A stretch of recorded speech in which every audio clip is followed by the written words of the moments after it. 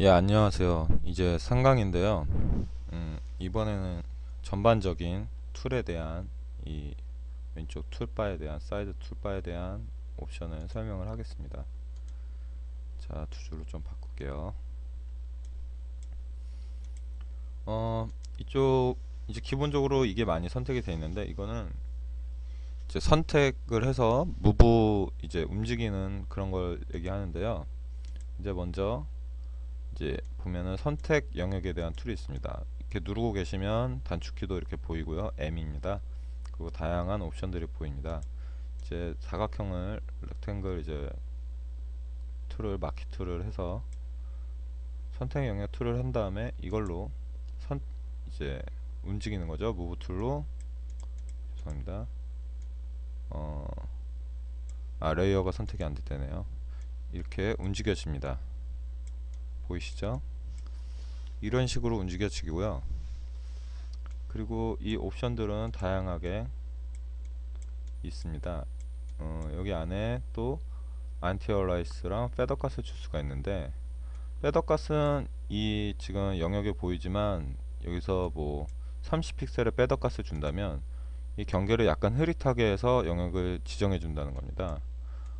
움직이는 거에서는 제가 보기에는 별로 티는 안 날 것 같은데요. 만일에 보면 이런 식으로 티는 나네요. 이런 식으로 주위가 뿌옇게 처리가 되면서, 그러니까 반은 가고 반은 안 간다는 생각을 하시면 됩니다. 점점 뿌얘지는 효과, 그라데이션 같은 효과를 준다고 생각하시면 되고요. 이제 레이어를 뭐 여러 개 있었을 때 각자 사이즈를 틀리게 해줘 보겠습니다. 지금 임의로 이렇게 했을 때 선택 툴을 한 다음에 하면은 그 선택된 레이어만 움직여지지만, 아무리 다른 데를 잡아도 이제 오토 셀렉트를 눌러주면 그 레이어, 화면에서 보이는 레이어를 선택한 그 레이어들이 움직여집니다. 그리고 아까와 같은 그런 컨트롤, 이제 트랜스폼이나 모양이나 이런 걸 조정하는 거는 쇼 트랜스폼 컨트롤을 눌러주면 이렇게 창이 떠서 마음껏 변형이 가능합니다. 이거에 대한 기본적인 단축키는 컨트롤 T를 누르면 컨트롤 옵션 창이 나오고요.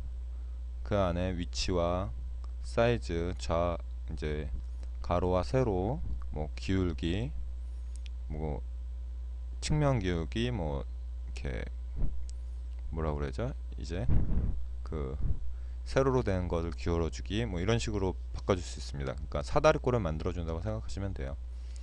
이제 기본적인 옵션은 이런 거고요. 이제 마키 툴에서 안티 얼라이어스는 다시 영어로 바꿔 놓을게요.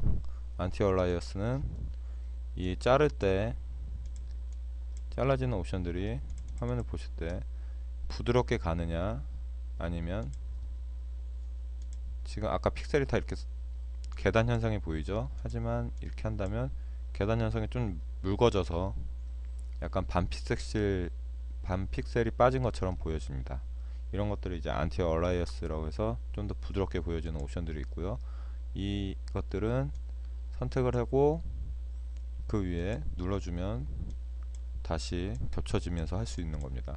보면 그림을 보시면 이 부분은 빼겠다, 뭐 이렇게 교집합, 선택 영역에 교집합을 해주겠다. 저 같은 경우는 이제 단축키를 쓰는데요. 하나 만든 다음에 Shift를 눌러주면 또 만들어지고요. Alt를 눌러주면 빼집니다. 이제 컨트롤러, 아니, Shift와 Alt를 같이 눌러주면 이제 곱하기, 아까와 같은 이런 옵션들이 다 되는 거고요. 일일이 이렇게 눌러서 귀찮으신 분들은 Alt를 누른 다음에 이것들을 눌러주시면 변형이 됩니다. 간단하죠?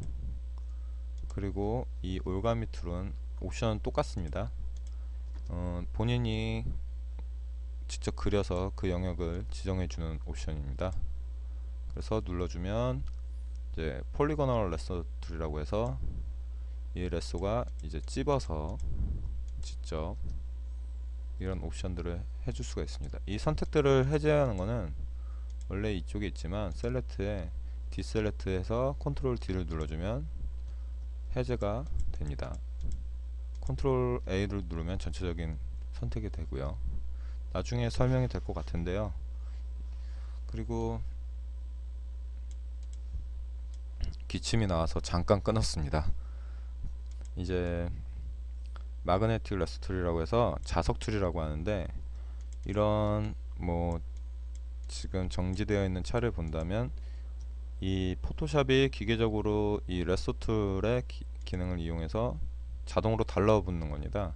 물론 클릭을 해서 그 지점을 지정해 줄 수도 있고요. 이렇게 영역을 직접 계산을 해서 하는데, 그렇게 높은 그 성공률을 보이는 경우는 제가 보기에는 없는 것 같습니다. 그래서 저 같은 경우는 뭐 다른 툴을, 이제 포토샵의 펜 툴이나 다른 툴을 가지고 이용을 하는데요. 어쨌든 이런 식으로 하면 욕 먹어요. 실제적으로. 그래서 거의 안 쓰는 툴이라고 생각하시는 게 좋을 것 같아요. 저 같은 경우는 쓰질 않거든요, 아예. 이제 완드, 이제 마술봉인데, 이 비슷한 픽셀의 값을 정해서 그 선택 영역을 알아서 확장을 시켜서 지정해 주는 겁니다. 지금 플러스가 되어 있네요. 이런 식으로 옵션은 똑같고요. 이제 포인트 샘플, 이제 에버리지, 이제 더 플러스가 되는 경우죠. 톨러런스를 이제 하는 거는 영역에 비슷한 값을 자기가 정해줄 수 있는 겁니다. 아까보다 훨씬 커졌죠. 똑같은 것을 찍어도. 뭐 50을 찍는다면 좀 더 영역이 비슷하고요. 그리고 이제 컨티구스, 정확히 영역이 영어로 이제 컨티거스라고 써 있는데 저도 잘 모르겠네요. 이걸 하면은 이 색과 비슷한 모든 색, 이제 그전에는 경계가 있다면 그 경계에서 멈추는 거에서 끝났는데, 이 컨티거스를 해주면 전체적인 화면을 다 읽어서 값을 정한다고 생각하시면 돼요. 이 샘플 올 레이어는 솔직히 쓰지 않아서 저도 잘 모르겠네요. 샘플 컬러를 컴포지트 이미지에서 샘플 컬러를 읽어서 한다는데 정확히는 모르겠어요. 솔직히 쓰는 툴은 이 정도만 생각하시면 괜찮을 것 같아요. 기본적인 값은 언제나 유지해 주면서 하시고, 저도 솔직히 근데 단색 컬러가 아닌 이상, 단색으로 뭐 다른 배경이 채워지지 않은 이상 쓰질 않습니다. 점점 또 강좌가 길어지네요. 이제 크롭 툴이라고 해서 자르는 겁니다. 영역을 지정해서 이렇게 영역을 지정해 준 다음에 더블 클릭을 하면 그 부분만 잘라집니다.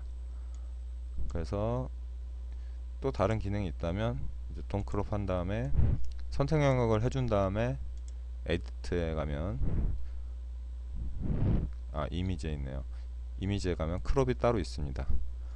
편하신 거는 아무거나 쓰셔도 되는데, 흔히 제가 봤을 때는 이 크롭 툴을 많이 쓰시더라고요, 다들.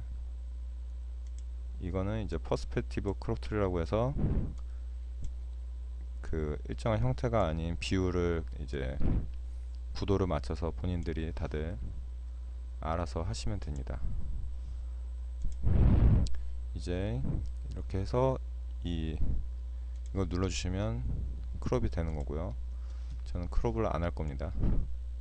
슬라이스 툴 말 그대로 해서 뭐 영역을 지정해 준다고 생각하면 돼요. 뭐 웹 디자인 할 때 많이 쓰는데, 지정해주고 지정해주고 디자인의 영역을 지정해 준 다음에 잘라서 세이브를 각자 하는 겁니다.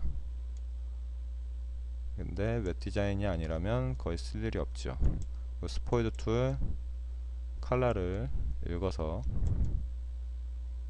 컬러의 값을 그대로 다른 곳에 쓸 때 많이 있는 것을 합니다. 솔직히 인포그래피를 가면은 이 슬라이스 툴이 아니더라도 컬러 값은 이 왼쪽에 나옵니다.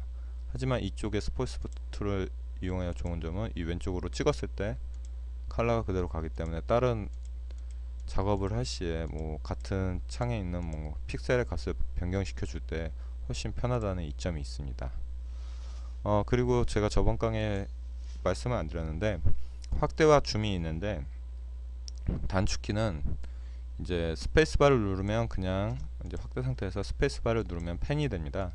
누른 채로 드래그를 하시면 펜이 되시고, 컨트롤 눌러주시면 돋보기가 되고, 알트를 누르면 마이너스가 됩니다. 그러니까 컨트롤러와 스페이스바를 눌렀을 때가 곱보기고요. 플러스 기본 그 두 개를 누른 상태에서 Alt까지 세 개를 눌러줬을 때 마이너스가 됩니다. 혹시 만일에 이 세 개가 단축키가 절대 안 눌러주시는 분들이 있어요. 이분들은 이제 키보드가 좀 저렴한 키보드일 경우 세 개의 키를 입력을 인식 못하는 키보드가 개중에 있더라고요. 저도 아는 동생들한테 얘기를 들은 경우입니다. 그러니까 뭐 안 눌러주신다고 해서 뭐 잘못된 게 아니라 키보드에 문제가 있을 것이니까 그때는 그냥 옆에 거 단축키 안 쓰시고 이런 걸 쓰셔도 편합니다. 상관은 없으니까요. 어차피 나오는 건 똑같으니까. 자, 그럼 이상 마치겠습니다. 뿅.